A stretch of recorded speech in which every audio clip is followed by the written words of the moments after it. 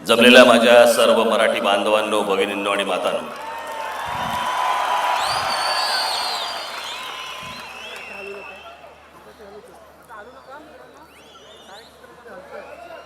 माझं खरं तर टेलिव्हिजन वगैरे पाहणं फारसं होत नाही माझं.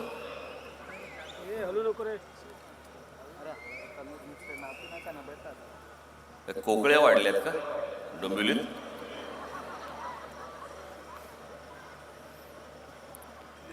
आता आपल्या त्या डोंबिवलीच्या जिमखान्यावरती गेलो, तिथे टीव्ही सुरू होता.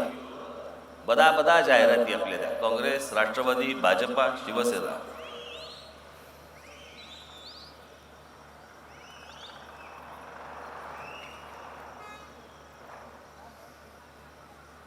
एवढासा कार्यक्रम मध्ये भास्कन जाहिराती आणि एका जाहिरातीवर जाहिराती, जाहिरातीवर जाहिराती.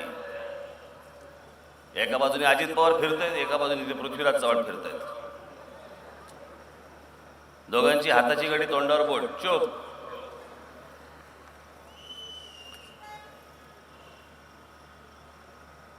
आणि काहीतरी आवाज कमी असल्यामुळे मला ते कळलं नाही. मी ते विचारायला सांगितलं, म्हटलं काय बोलले काय ते एकदा मला सांगा. काहीतरी अजित पवार हाताची घडी घालून पाहतो बघतो असले शब्द वगैरे काहीतरी असं काहीतरी होतं. ते असले शब्द आवडत नाहीत त्यांना. अजित पवारांना पाहतो बघतो कळवतो बिळवतो असले नाही आवडत. गिळतो, हडप करतो, मिळवतो, लुटतो हे बाकी आवडतं. पाहतो बघतो बिकतो नाही त्यांना आवडत. त्यांना मला आता कोणतरी सांगत होतं, काल ते पुण्याच्या झू मध्ये गेले होते अजित पवार. तिथे गेंड्याने वाकून नमस्कार केला. गेंडा बोलला, असाला माझी पण कातडी तुमच्यापेक्षा कमी पातळ आहे. तुमची काय कातडी मिळवली तुम्ही?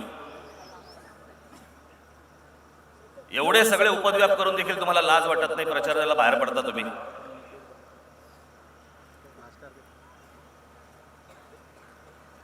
महाराष्ट्रामधला शेतकरी आत्महत्या करत असताना अजित पवार सांगणार की तुमच्या कालव्यामध्ये पाणी नसेल तर मी काही तिकडे येऊन मुतू का? सिंचन घोटाळ्यामध्ये हजारो कोटीचे भ्रष्टाचार करणार आणि पुन्हा उजळ माथ्याने परत लोकांसमोर यायचं आणि सांगायचं की मला मतदान करा.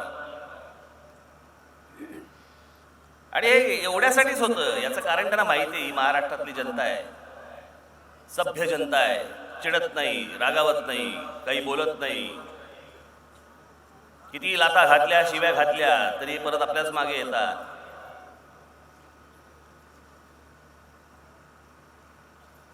वेगवेगळे जण वेगवेगळ्या प्रकारची गोष्टी सांगतायत.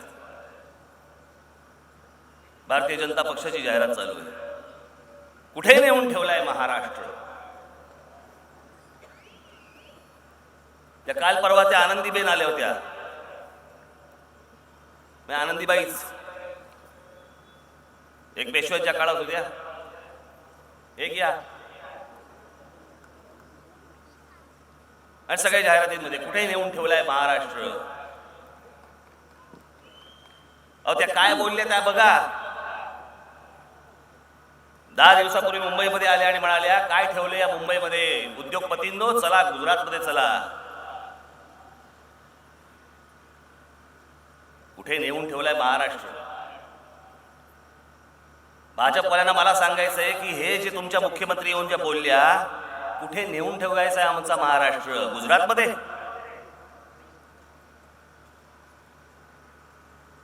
आमच्या महाराष्ट्रात यायचं आणि आमच्या इकडच्या इथल्या उद्योगपतींना सांगायचं की गुजरातकडे वळा, गुजरातकडे चला, सगळा उद्योग आम्हाला गुजरातमध्ये न्यायचा आहे.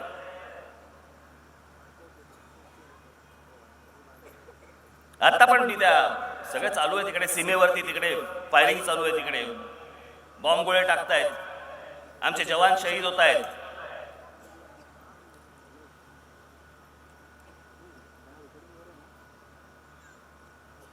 काय सरकार बदलल्यानंतर आम्हाला काय वेगळं चित्र दिसतंय? याच आमच्या नरेंद्र मोदींनी त्या पाकिस्तानचे पंतप्रधान बोलवले होते आमच्या शपथविधीच्या वेळेला. काय झालं त्या मैत्रीचं? आज म्हणे ईद आहे, आम्ही मिठाई पाठवली, त्यांनी बॉम्ब पाठवले. काय साली मैत्री आहे. आणि तिकडे आमचे जवान शहीद होत आहेत आणि आमचे पंतप्रधान महाराष्ट्रामध्ये प्रचार करतायत. पंतप्रधान कार्यालय आमचं बंद, 10-15 दिवस बंद का? हरियाणा आणि महाराष्ट्राच्या प्रचारामध्ये पंतप्रधान गुंतलेले आहेत.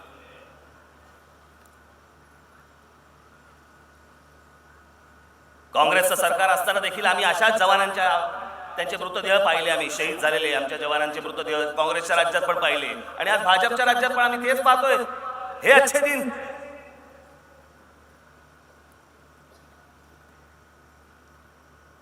आम्हाला वाटलं काहीतरी बदल, पुन्हा जैसे थे पाकिस्तान आमच्यावर हल्ला करणार, आमचे जवान शहीद होणार, मरणार, शवपेटीमध्ये आमच्याकडे जवान आमचे परत येणार, त्यांचे कुटुंबीय रडणार, आमचे सगळे पुढारी जाऊन तिकडे सांत्वन करणार, नमस्कार करणार, जय हिंद वगैरे बोलणार. पुन्हा 9वा दिवस नवी गोष्ट सुरू आहे आमच्याकडे. इतक्या लोकसंख्येमध्ये 4 लोक गेले, आम्हाला कुठे काय फरक पडतोय?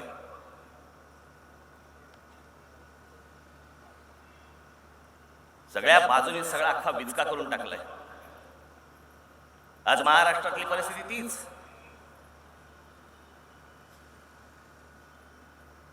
हे सगळे राजकीय पक्ष निवडणुकीच्या तोंडावरती आघाड्या आणि युत्या तोडतायत. मूर्ख बनवतात तुम्हाला, मूर्ख. तुम्हाला असं वाटतं हे आयत्या वेळेला घडलं. आयत्या वेळेला नाही घडलंय, हे पहिल्यापासून करायचं होतं. तुम्हाला वाटलं हे आयत्या वेळेला घडलं की बाबा आयत्या वेळेला युती तुटली किंवा आयत्या वेळेला बाबा तुमचा काय ती आघाडी फुटली. आयत्या वेळेला नाही फुटली. हे सगळं अगोदर त्यांनी करून ठेवलं होतं, प्लॅनिंग होतं. आज महाराष्ट्रातल्या आपल्या लोकांना, जनतेला माहिती नसतं बाबा निवडणुकीची प्रक्रिया काय असते. निवडणुकीची प्रक्रिया असते बाबा, त्या निवडणूक तो उमेदवार असतो, त्या उमेदवाराला पक्षातर्फे ए फॉर्म आणि बी फॉर्म दिला जातो, तर तो अधिकृत म्हणून उमेदवार पकडला जातो. त्या पक्षाचा तो अधिकृत उमेदवार.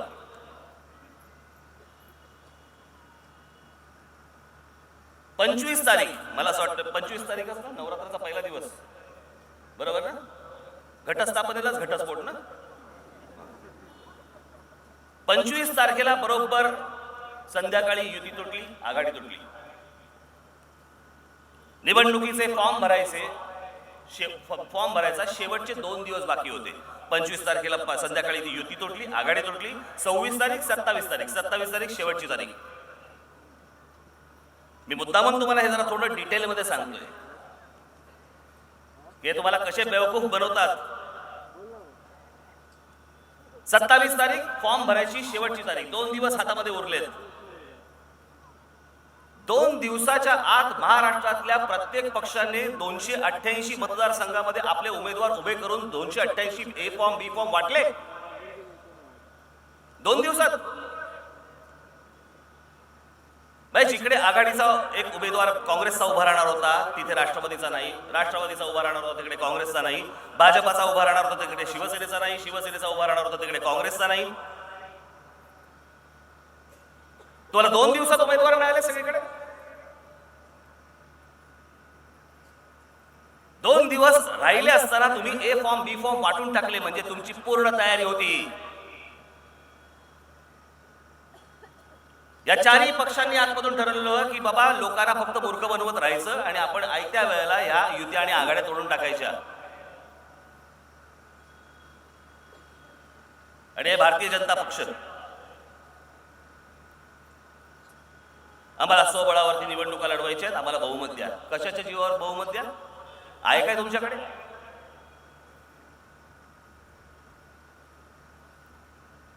हे आता टरटरून फुकून दाखवताय तुम्ही.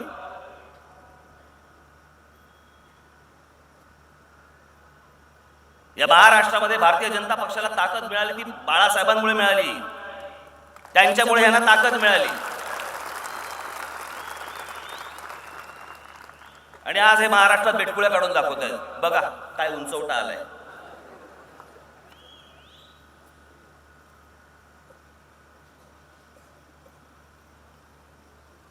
तिथे त्या बीडला तुमचे नरेंद्र मोदीच बोलले की म्हणे गोपीनाथ मुंडे असते तर मला महाराष्ट्रात प्रचाराला यायची गरज भासली नसती. म्हणजे महाराष्ट्रातल्या आत्ताच्या भाजपाच्या नेत्यांची काय लायकी आहे हे नरेंद्र मोदींनी एका वाक्यात सांगितलं की यांची थोबाडं दाखवून महाराष्ट्रात मतदान होणार नाही, मलाच यावं लागणार. आणि यांच्या प्रचारासाठी म्हणून आता पंतप्रधान महाराष्ट्रामध्ये प्रचार करतायत, 20-20 सभा घेत आहेत. किती घेऊ देत, आम्हाला काय फरक पडतो. 2 वर्षांनी महानगरपालिकेला पण येतील, आपली कल्याण डोंबिवलीत ये लागेलच, तेव्हाही येतील. पंतप्रधान आमचे पक्षाचा प्रचार करायला आलेले आहे. डोंबिवली के मित्रों,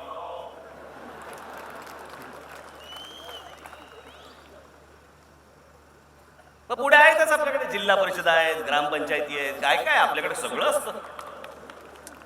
पहिले पंतप्रधान जगातले वरपासून खालपर्यंत सगळ्या निवडणुकांचा प्रचार करणारे. का? कारण राज्यामध्ये नेतृत्वच नाही, राज्यामध्ये नेतेच नाही.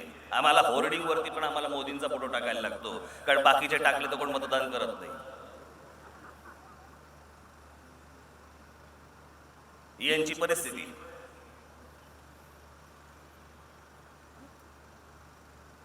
आज या डोंबिवलीमध्ये बरेचसे जुने RSSचे लोक, संघाचे लोक,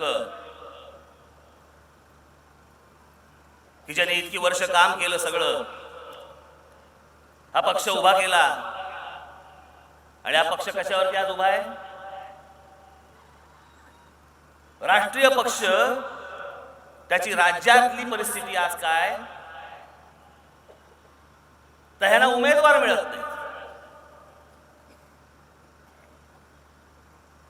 म्हणजे साली जुनीच बाटली, त्याच्यात जुनीच दारू ओतली, नवीन लेबल लावलं आणि सांगतात प्या.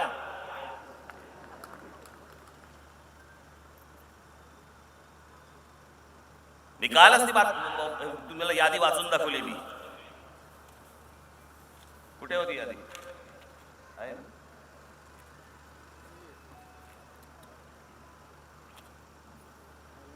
कोण माणसं मिळाली आहे ना? किती ढोंगी आहेत, फक्त विचार करा. या सगळ्या लोक, हे बबनराव पाचपुते यांच्यावरती एकनाथ खडसे भ्रष्टाचाराचे आरोप करत होते त्या विधानसभेमध्ये विरोधी पक्ष नेते म्हणून. आज भारतीय जनता पक्षाचे उमेदवार बबनराव पाचपुते.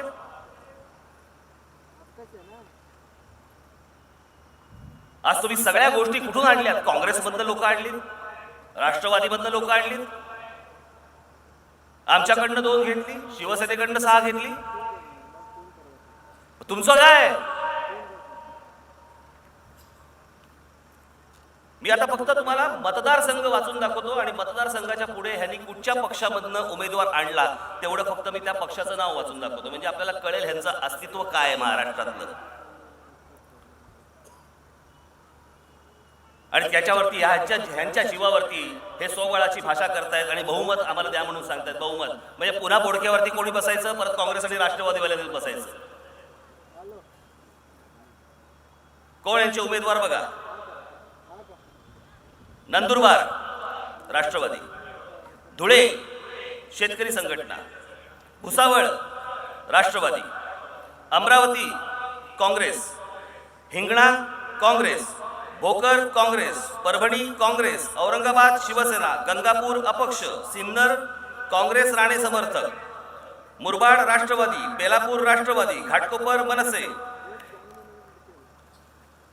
पनवेल काँग्रेस, चिंचवड राष्ट्रवादी, श्रीगोंदा राष्ट्रवादी, शिराळा काँग्रेस, तासगाव काँग्रेस, पुरंदर मनसे, नांदेड राष्ट्रवादी, बुलढाणा राष्ट्रवादी, दौंड राष्ट्रवादी, सावंतवाडी काँग्रेस, उस्मानाबाद काँग्रेस, लातूर काँग्रेस, कंधार राष्ट्रवादी, कन्नड समता परिषद, कोपरगाव राष्ट्रवादी, पारनेर शिवसेना, राहुरी राष्ट्रवादी, राहता राष्ट्रवादी, नेवासा काँग्रेस, आष्टी राष्ट्रवादी, पाथर्डी राष्ट्रवादी, चोपडा राष्ट्रवादी, धुळे ग्रामीण काँग्रेस, नांदगाव राष्ट्रवादी, जालना राष्ट्रवादी,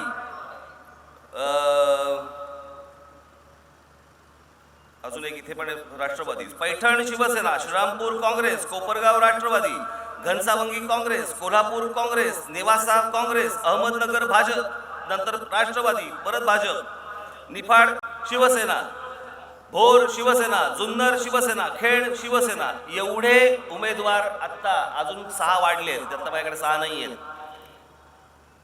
हे सगळे काँग्रेस राष्ट्रवादीमधनं ह्यांनी घेतले आणि स्वतःचे भाजपाचे उमेदवार म्हणून जाहीर केले.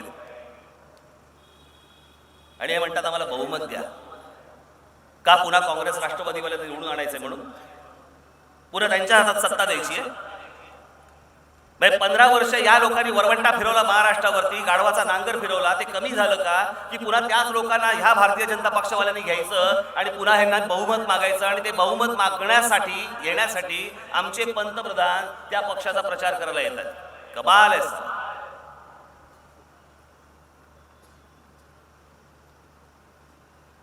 म्हणजे खऱ्या अर्थाने बघायला गेलं तर आता नरेंद्र मोदी हे काँग्रेस राष्ट्रवादीच्या लोकांचा प्रचार करायला महाराष्ट्रात फिरत आहेत.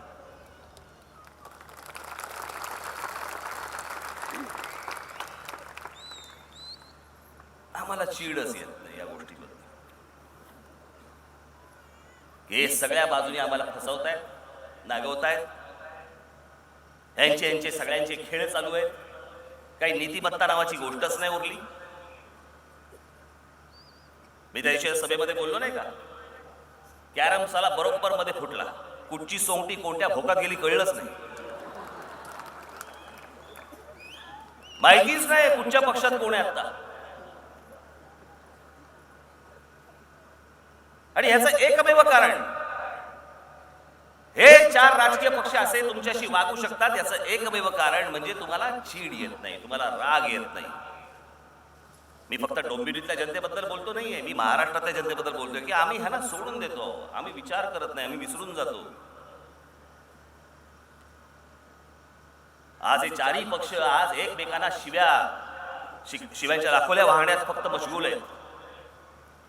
शिवसेना काँग्रेस भाजपला शिव्या घालते, भाजप शिवसेनेला शिव्या घालतायत. त्याच्यानंतर तिकडे काँग्रेस राष्ट्रवादीला शिव्या घालते, राष्ट्रवादी काँग्रेसला शिव्या घालतायत.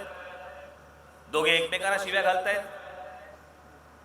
आज बोलतायत नरेंद्र मोदी शरद पवारांबद्दल बोलतायत, शरद पवार नरेंद्र मोदींना विरोध करतायत.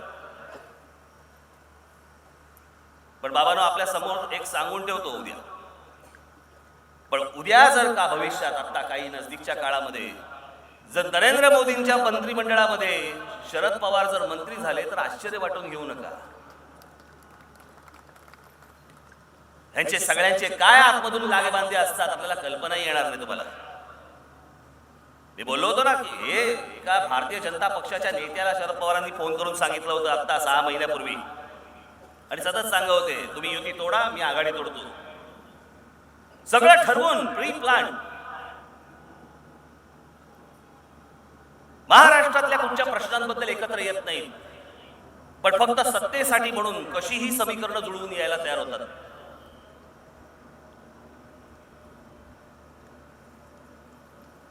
आज शिवसेनेने तरी काय केलं?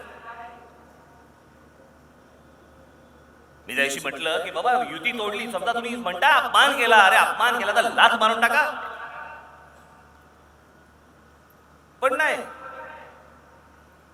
महाराष्ट्रात युती तोडायची, केंद्रामध्ये मंत्रीपद ठेवायचं, मुंबई महानगरपालिकेमध्ये युत्या ठेवायच्या,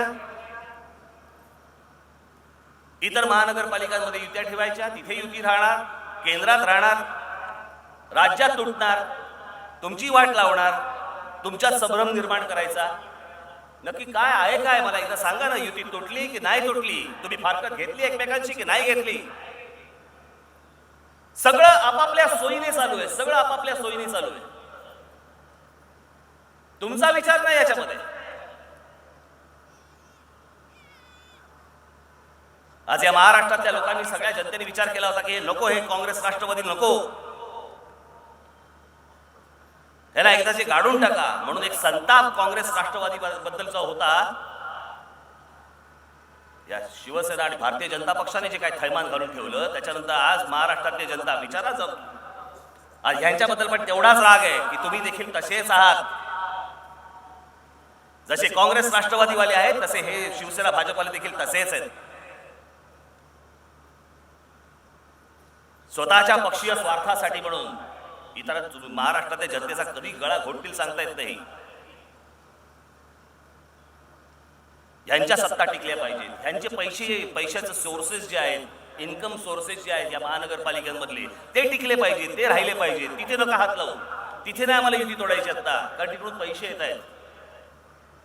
बस आम्ही राज्यातली युती तोडली, तिथे आमचा अपमान झाला, हिंदुत्वाचा अपमान.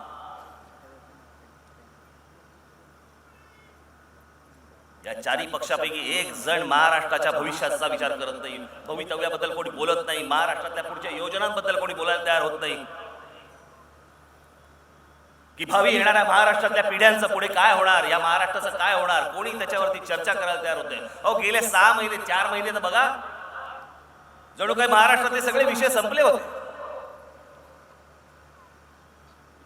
कुठे महिला संरक्षणाचा विषय नाही, कुठे शेतकऱ्यांच्या आत्महत्यांचा विषय नाही, कुठे महाराष्ट्रातल्या तरुणांचा विषय नाही, कुठे महाराष्ट्रातल्या बेरोजगारांचा विषय नाही, कुठे रस्त्यातल्या खड्ड्यांचा विषय नाही, कुठे टोलचा विषय नाही, कशाला काय नाही.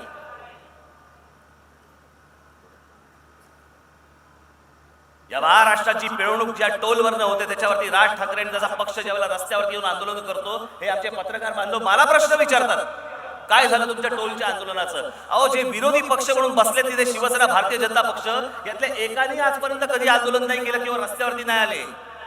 माझी पोरं आतमध्ये गेली, पोलिसांनी पकडली आणि जेलमध्ये गेली, ह्यांचा एक तरी गेला का कोणी आतमध्ये? आणि वरपर्यंत त्यांची बाजू घेतल्यासारखी मायाशी बोलणार. काय तोडपाणी बिडपाणी झाली वाटतं.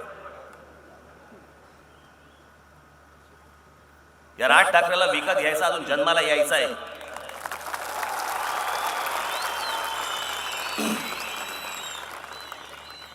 माझ्या आंदोलनामुळे महाराष्ट्रातले 44 टोल नाके या सरकारला बंद करायला लागले. ते काय कमी झालं? विधानसभेमध्ये माझे आमदार ज्यावेळेला टोलच्या विरोधामध्ये बोलत होते, हेच भारतीय जनता पक्षाचे एकनाथ खडसे बोलूच देईनात.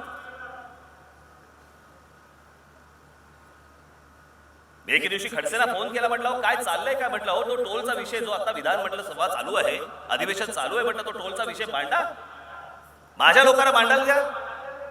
तिथे ती सिस्टीम असते, प्रोटोकॉल असतो की विरोधी पक्ष नेता उठला की बाकीच्याला बोलायला संधी नाही. आणि आम्ही कुठचे विषय मांडायला गेलो की लगेच एकनाथ खडसे उभे राहायचे आणि पाटील त्या विषयावरती बोलायचे. 6-6 तास बोलतात. काय प्रवचनकारात? विधान भवनात कशाला बसतात? ते आस्था चॅनल वगैरे आहे ना, जा तिकडे जाऊन बसा ना. मी त्याला फोन केला, म्हटलं का हो, म्हटलं खेडसे, म्हटलं टोलचा विषय का ना तुम्ही लावतात? नाही काय माहितीये राजसाहेब, मी आता पुढच्या आपण अधिवेशनाच्या वेळेला आपण तो विषय काढू, आता मला काही काढता नाही येणार. काय संपलं अधिवेशन? अधिवेशन संपलं, पुढच्या वेळेला म्हणजे कधी?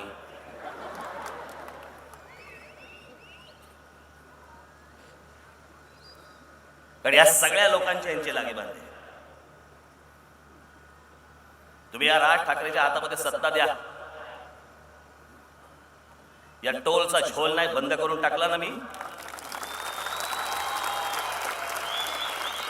सगळे कॅशचा व्यवहार अख्खा टोलचा. आम्हाला महाराष्ट्रातल्या जनतेला माहिती नाही खर्च किती झालाय, टोल किती वसूल होतोय, किती गाड्या रोज जात आहेत, किती पैसे रोज गोळा होत आहेत. ते जे गोळा होत आहेत पैसे ते कॅश मध्ये होत आहेत, त्यातले सरकारकडे किती जात आहेत, खाजगी किती जात आहेत, काय कशाला काही थांग पत्ता नाही. आम्ही फक्त टोल नाका आला की घे बाबा पैसे. वाटमारी सुरू आहे, वाटमारी महाराष्ट्रामध्ये.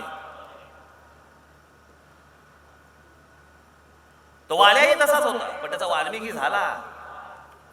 हे वाल्याच सगळे अजून तिकडे चालू आहे वाटमारी. यांचे हितसंबंध सगळ्यांशी, त्याच्यामुळे यांचे कोणी विषय काढणार नाही.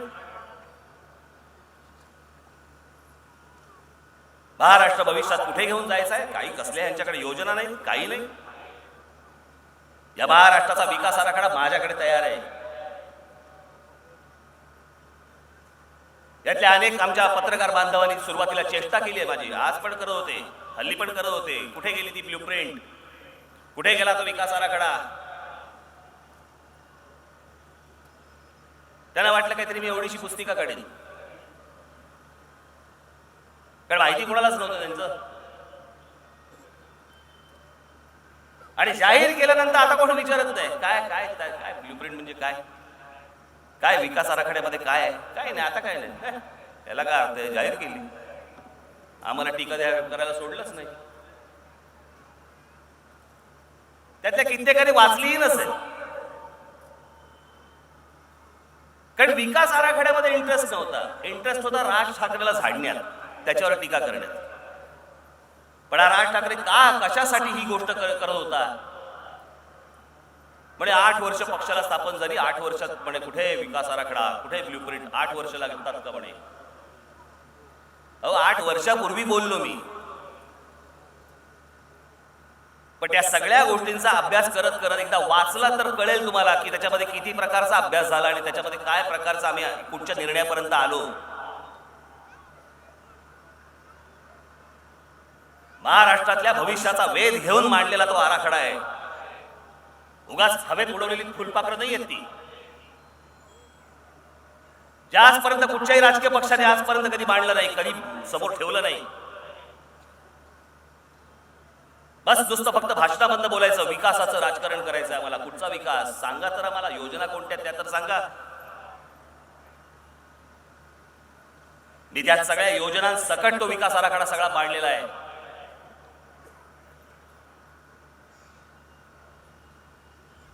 या महाराष्ट्रामध्ये कोणकोणत्या गोष्टी येऊ शकतात त्या सगळं त्याच्यामध्ये दिले. त्याच्यामध्ये कोणत्या प्रकारचे उद्योगधंदे येऊ शकतात, या शहरांचं शहरामध्ये चांगलं वातावरण कसं होऊ शकतं, ही शहरांना आकार कसा येऊ शकतो, ही रचनात्मक शहरं कशी उभी राहू शकतात.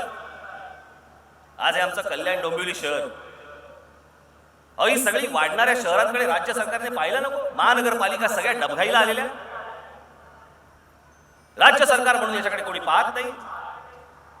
बस सकाळी आपला श्वास लागला म्हणून आम्ही जिवंत होतो. शहरामध्ये आपण राहतोय, त्या शहरामधून घरात बाहेर पडल्यावरती समाधान वाटलं पाहिजे मी कोणत्या शहरामध्ये राहतोय. नुसतं आयुष्य धक्के खात खात खात खात पुढे नेण्यामध्ये हे काय जीवन झालं, हे काय आयुष्य झालं?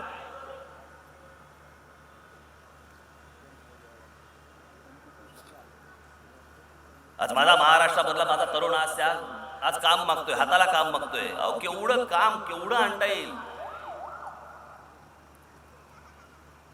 आज माझ्या महाराष्ट्रातला सुशिक्षित आज तरुणी त्याला समाधान वाटेल अशा प्रकारचं काम आमच्याकडे उपलब्ध होत नाही, निर्माण होत नाही. आम्ही करायला तयार होत नाही आहोत, आम्ही बाहेरून काही आणायला तयार होत नाही आहोत. जग कुठे चाललंय आम्ही पाहायला तयार होत नाही आहोत. आणि आज आमच्याकडचे गुणवान तरुणी आज इथून उठून परदेशामध्ये जात आहेत आणि त्यांचं टॅलेंट परदेशातल्या इतर देशांना देत आहेत, पण आमच्या महाराष्ट्राला मिळत नाहीये.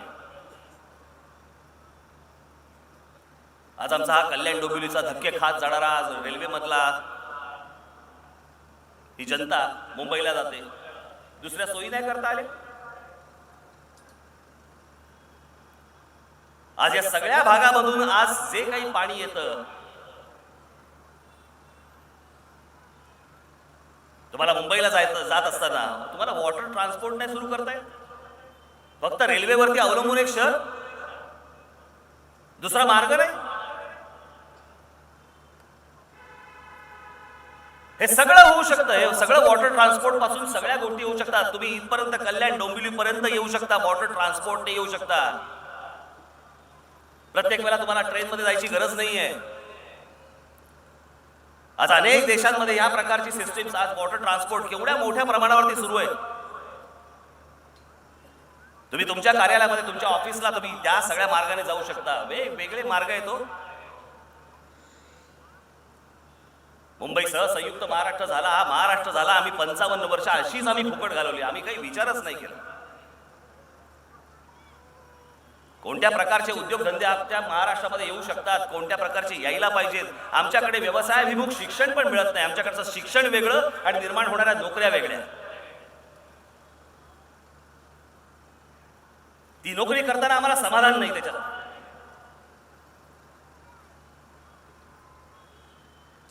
मी शिकलोय काय आणि मी आज नोकरी करतोय काय? पण बस मला माझं घर सांभाळायचंय. इतकी वर्ष मला माझ्या आई वडिलांनी मला सांभाळलं, आता मला त्यांना सांभाळायचंय. म्हणून जी येईल मिळेल पत्कर ती नोकरी तो पत्करतोय, पण त्या नोकरीत समाधान नाही. तुम्ही काम असं केलं पाहिजे की ज्या कामामध्ये तुम्हाला समाधान मिळालं पाहिजे. हो, सचिन तेंडुलकर ज्या वेळेला खेळतो तो आनंदाने खेळतो, त्याला समाधान आहे त्या गोष्टीमध्ये. प्रत्येक गोष्टीमध्ये तुम्हाला समाधान मिळालं पाहिजे. ते जर समाधान मिळणार नसेल आणि ती गोष्ट अशक्य नाहीये. मी माझ्या भाषणामध्ये सांगितलं पर्यटनासारखा विषय, हो केवढा मोठा विषय आहे. आपण आजपर्यंत कधी विचार नाही केला या गोष्टींचा. हा फक्त एकटा राज ठाकरे मूर्खासारखा फक्त महाराष्ट्रावर हिंडून पहिल्यांदा सांगतोय की पर्यटन नावाची काय गोष्ट आहे आणि केवढा मोठा विषय आहे तो.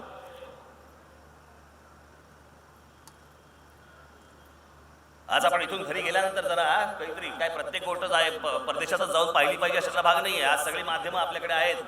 जा त्या युट्यूबवरती जा आणि युट्यूबवरती जाऊन तुम्ही ग्रँड कॅनियन अमेरिकेमधलं बघा. काय नाही, डोंगर आहेत. जगभरातले लोक तिकडे जातात. जगभरातले लोक त्यांच्याकडे हेलिकॉप्टरची सफारी ते फिरवतात. तिथे हॉटेल्स आहेत, तिथे रिसॉर्ट्स आहेत, तिकडे सगळ्या गोष्टी आणल्या. काय बघतात तुम्ही? जाऊन तिथे डोंगर बघता. जा तिथे युट्यूबवरती जा आणि ग्रँड कॅनियन नावाची तुम्ही ती गोष्ट बघा. आणि तीच गोष्ट जर समजा तुम्हाला बघायची असेल इथेच कल्याणच्या नजदीक हा सगळा सह्याद्रीची जे रेंज आहे हे सगळे डोंगर आहेत, जिकडे आमचा कळसुबाईचा शिखर पण आहे. हे सगळी मी अनेकदा तिथे ज्याला मी बघतो ते सगळं, अहो त्याच्यात आणि ग्रँड कॅनियन मध्ये काही फरक नाहीये. आम्ही जगाला दाखवायला तयार नाही होत आमच्याकडची समृद्धी काय. मी आता परवा दिवशी लातूरला होतो. आता इतकी वर्ष मी महाराष्ट्रामध्ये फिरतोय. आता काही काही ठिकाणी हॉटेल येत आहेत, तसं लातूरला पण आलं.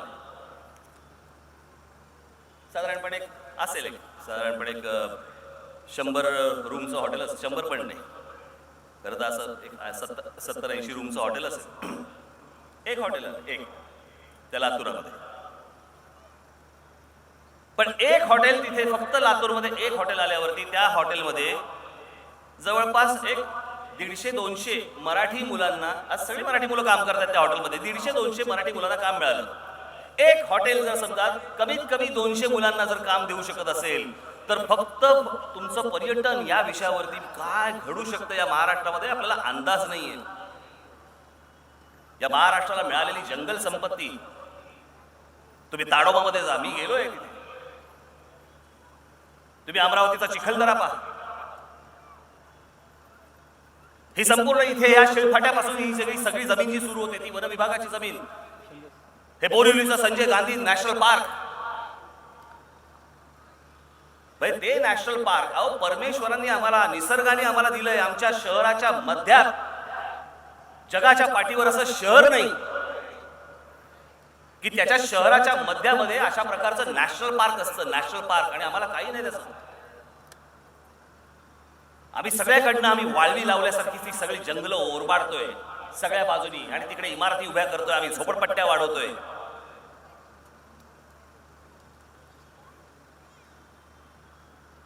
ही आमच्या महाराष्ट्रामधली 750 किलोमीटरची समुद्र किनारपट्टी काय करून ठेवली आम्ही? काही नाही. बाजूचा गोवा बघा, आपणही सगळे जातो तिकडे गोव्याला, पण आपल्याला अंदाज नाहीये. हे गोवा, पूर्ण गोवा राज्य, अख्खं राज्य आहे, छोटं आहे पण अख्खं राज्य हे पर्यटनावरती उभं आहे. आपल्याला कल्पना नाही, पण गोव्यामध्ये जवळपास वर्षाला चार्टर्ड फ्लाइट्स, प्रायव्हेट फ्लाइट्स, म्हणजे जवळपास एक 200 माणसांची, 300 माणसांची, 400 माणसांची, 300 माणसांची जास्ती करून अशी खाजगी विमानं येतात. किती येतात विमानं गोव्याला वर्षाला? जवळपास 1000 ते 1200 परदेशातनं विमानं येतात. 1000 ते 1200 आहे काय तिकडे गोव्यात? चर्च आणि समुद्र किनारे. समुद्र किनारपट्टी केवढी आहे त्यांची? आणि आमची 750 किलोमीटर. ती पाहण्यासाठी आमच्याकडे परदेशातनं लोक येत नाहीत. हे आमचं इथे आराध्य दैवत छत्रपती शिवाजी महाराज, आमच्या शिवछत्रपतींचे गडकिल्ले, हीच त्यांची स्मारक आहेत. ते गडकिल्ले पाहण्यासाठी म्हणून दाखवण्यासाठी आम्ही जगाला ओरडून सांगतच नाही आहोत. आम्ही काय आहे आमच्याकडे हे आम्ही सांगतच नाही आहोत जगाला, की ज्याच्यामधनं हे सगळं पर्यटन उभं राहतं आणि ज्याच्यामधनं हजारो लाखो नोकऱ्या उभ्या राहतात, घरच्या घरं उभी राहतात, तरुणांना केवढं काम मिळू शकतं. अहो परदेशात जर तुम्ही गेला, छोटी छोटी गोष्ट विकतात. मी एकदा काय अशा ठिकाणी गेलो होतो, तिथे ती काय ती असते मत्स्यकन्या, दगडाची मरमेड मरमेड मरमेड मरमेड. चला कुठेही जा, रेस्टॉरंटमध्ये जा, दुकानात जा, इकडे जा तिकडे जा, मरमेड. पत्नीला म्हटलं जरा बघून येऊ, चला. हे एवढी एवढीशी दगडाची पाहिली, म्हटलं आता पुढे काय नाही, निघायचं. एवढासा पुतळा, पण काय प्रोजेक्ट केला त्यांनी त्या देशामध्ये, की जणू काय तो जो पुतळा पाहिला नाही तो न पाहता मरू नका, तो पाहिल्यावरतीच मरा. आयुष्यातली शेवटची इच्छा माझी मरमेड मरमेड. आणि आमच्याकडे काय वाढून ठेवलं? आमच्याकडे इतके गडकिल्ले आहेत, आमचा इतका प्राचीन सगळा मोठा इतिहास आहे, आमच्याकडे जंगल संपत्ती आहे, आमच्याकडे प्राणी आहेत, आमच्याकडे समुद्र किनारपट्टी आहे, आमच्याकडे नॅशनल पार्क्स आहेत, आमच्याकडे बुलढाण्याला उल्कापातामुळे निर्माण झालेलं एक विवर आहे. जगामध्ये 3 विवर आहेत अशी उल्कापातामुळे तयार झालेली, त्यातलं एक आपल्याकडे भारतामध्ये आहे आणि त्यातलं ते महाराष्ट्रात आहे. आम्ही दाखवत नाही आहोत कोणाला, आम्ही सांगत नाही आहोत कोणाला. ते उल्कापातामुळे तयार झालेल्या त्या विवराच्या बाजूला झोपडपट्ट्या झाल्या आहेत आणि त्यातलं सांडपाणी त्या विवरात जात आहे, कारण आम्हाला काही पडलीच नाही त्याची.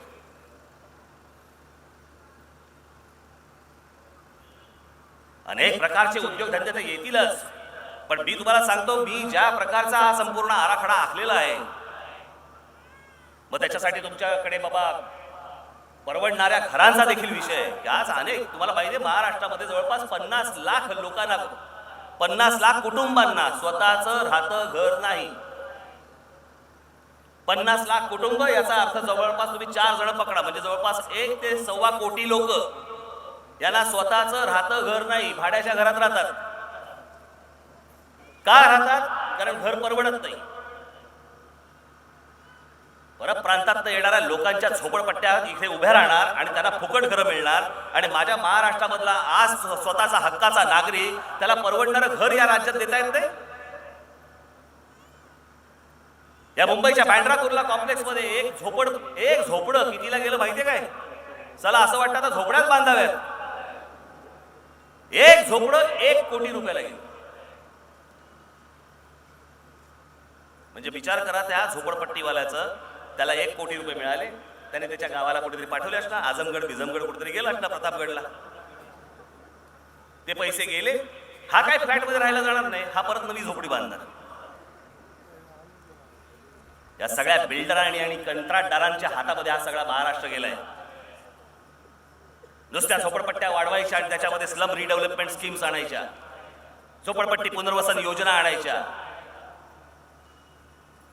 या राज ठाकरेच्या हातामध्ये जर समजा तुम्ही सत्ता दिलीत ना, या राज ठाकरेच्या सत्तेचा पहिला दिवस हा महाराष्ट्रातल्या योगातल्या नव्या झोपड्यांचा शेवटचा दिवस असेल. त्याच्यानंतर झोपड्या नाही महाराष्ट्रात.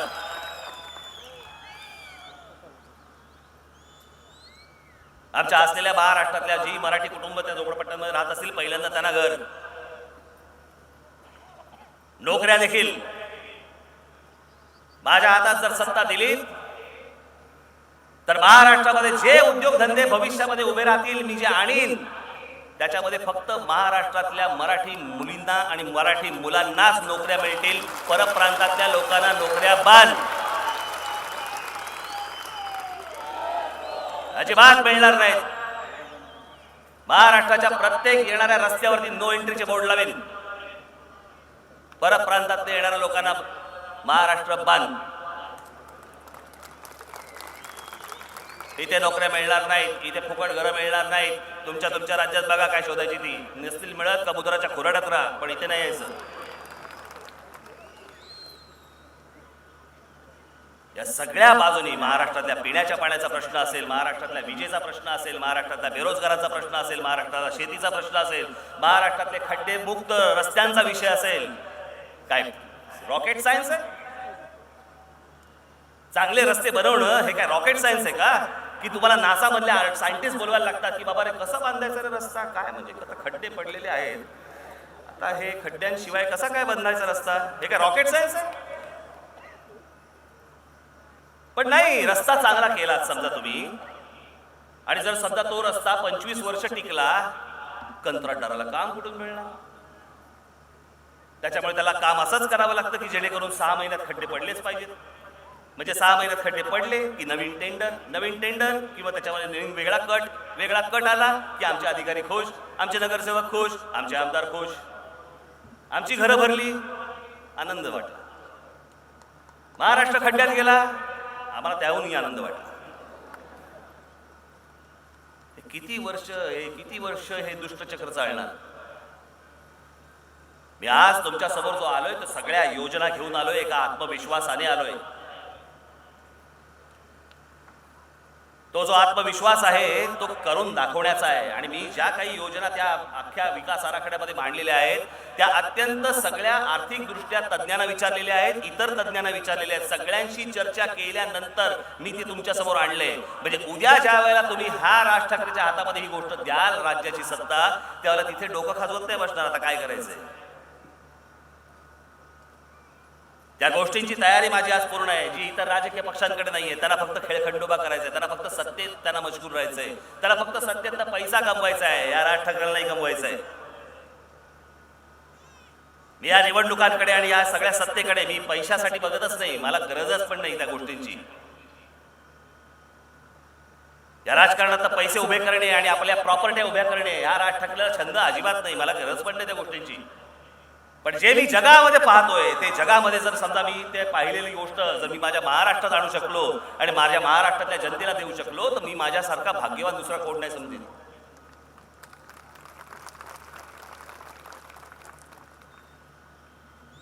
आज इथे इतक्या मोठ्या संख्येने सगळ्या आज माझ्या माता भगिनी आलेल्या आहेत.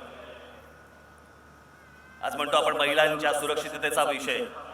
सुरक्षितता ही पहिल्यांदा आली पाहिजे, त्यांची मानसिक सुरक्षितता, शारीरिक सुरक्षितता नंतर. मग सुरक्षितता कशी आणायची, मानसिक सुरक्षितता कशी आणायची, त्याच्यावरती देखील माझ्याकडे योजना तयार आहे. मी माझ्या काही भाषणांमध्ये मांडली देखील आहे की जो पती आपल्या पत्नीच्या नावावरती जर घर करेल त्या संपूर्ण घराला कोणतेही घराचे कर लागणार नाहीत.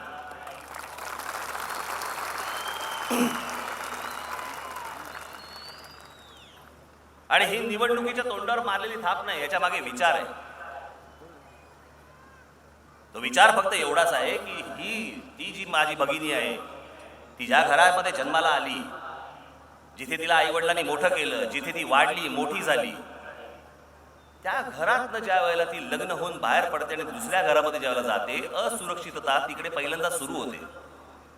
की एके दिवशी रात्री माझा नवरा मला घरातनं बाहेर नाही काढणार. पण तेच घर जर समजा माझ्या त्या भगिनीच्या नावावरती झालं तर तिला तर घरातनं कोणीच बाहेर काढू शकणार नाही. ज्याला काढायचं तो घराच्या बाहेर जाऊ शकतो.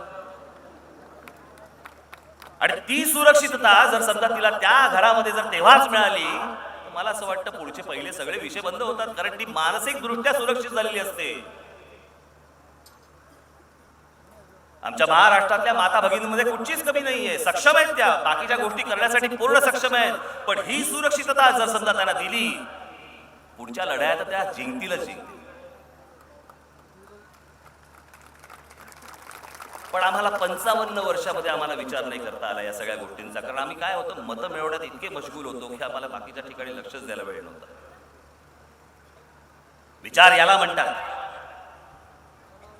धोरण याला म्हणतात, योजना याला म्हणतात. नुसती मतं मिळवण्यासाठी काहीतरी गोष्टी फुकट वाटायच्या, आम्ही फुकट वीज देऊ, आम्ही फुकट घरं देऊ, आम्ही फुकट हे देऊ. काय बापाचा माल आहे? वीज फुकट बनवायला खर्च आहे ना.